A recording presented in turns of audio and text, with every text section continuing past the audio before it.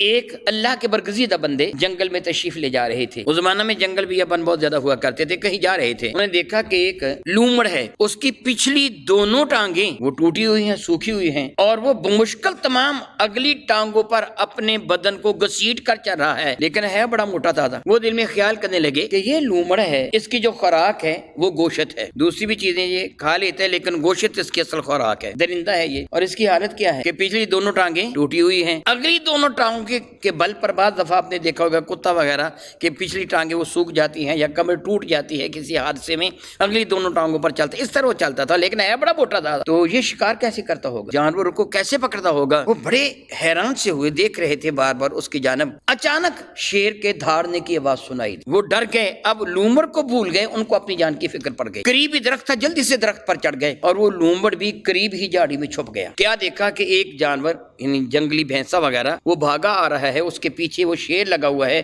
N اس جھاڑی کے قریب آ کر شیر نے بھینسے کو پکڑ لیا, نیچے گرا لیا.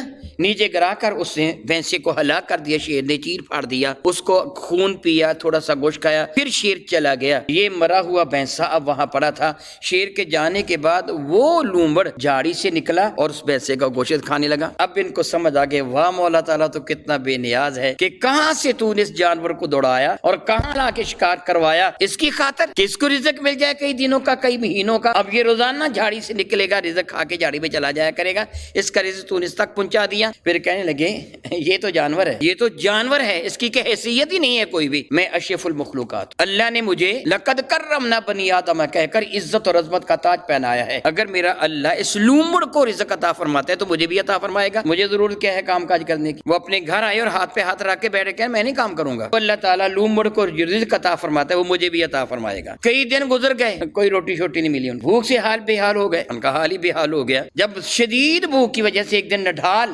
لیٹے ہوئے تھے, خواب میں کسی شخصیت نے آ کر جھنجھوڑا اور کہا بے وقوف نہ بن, تو نے جو منظر دیکھا تھا کیا دیکھا تھا؟ میں نے دیکھا تھا کہ شیر نے ایک بھینسے کا شکار کیا اور لومڑ کی خاطر وہ اپاہج لومڑ کو.